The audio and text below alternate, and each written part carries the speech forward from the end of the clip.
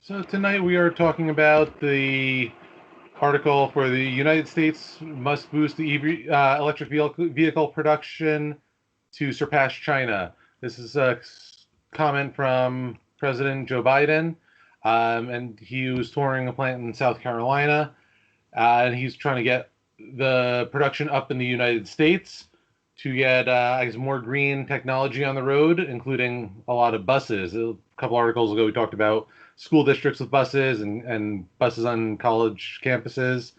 This is really buses seem to be the poster child for electrification, with a lot of them having short routes, overnight stops, overnight downtime for charging. They don't go very far. The heavy weight of the bus makes the additional batteries not really as much of a concern.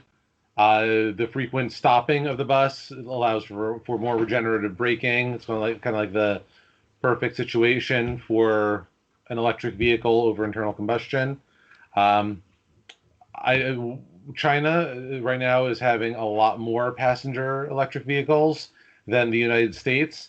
I know some of the Chinese electric vehicles are the Chinese road requirements versus the United States requirements are not the same.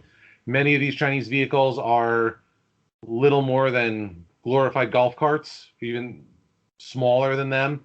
While they are technically cars, they are not really not something you want to drive on a highway, much less around town or in the United States. They're very small. I saw a company called Changli, basically like a one passenger car, 1 or 2 horsepower, um, very slow. So I'm curious to see if this article includes those as passenger electric vehicles, because I guess technically they are, but they wouldn't really be on par with um, what would be needed for road use in the United States. The materials alone, which China has a lot more of the materials that they can mine than the United States just from their geology. I'd be concerned about the U.S. being able to keep up with the production just to get those materials for the batteries, the motors, and everything. Um, yeah, it's a great step in the right direction. Perhaps the buses or trucks might be a better step than cars because you electrify one truck and get those emissions off the road. They'll go for several 100,000 miles. And at lower fuel economy than a comparable car. It may be the low hanging fruit for cutting emissions through electrification. Curious to see what will happen in the future. Yeah, again, EV is one of the top concerns of President Biden. Um, what did he say? I forgot where he said that. Actually, he's going to give a speech tonight at 9 p.m. I'm excited to hear what he says. It's supposed to be about EVs. So this article mainly concerns about EVs and buses. There was a report in here that says like half a billion of the United States have half a billion school buses and 65,000 transit buses. Most of them run on diesel fuel. Imagine if all of those run on on electricity, renewable energy. That would be big. That'd be huge. Biden made a comment that says that he wants to make buses all with zero emissions by 2030. That's a tall order, and I want to see him do it.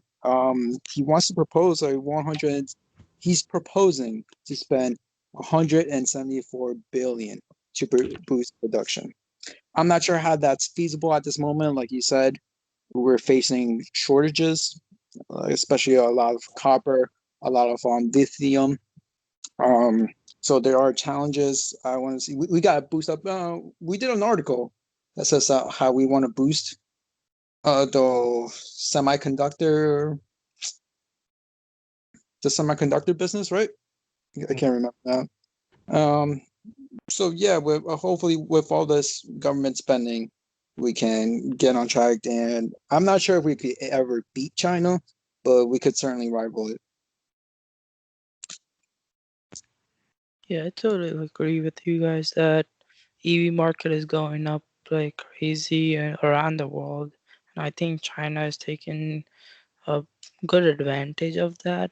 So I think U.S. Biden is just worried that they might be surpassed very crazily up, that we won't be able to catch up. And I think that after taking the tour of the uh, bus manufacturer, he was still worried that there's not as much production going on due to um, a lot of companies still selling those gasoline buses.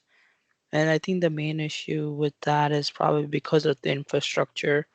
So I think that's why he's proposing to uh, provide more infrastructure around the EV market by doing a lot of electric uh, the stations and all around that will create more jobs.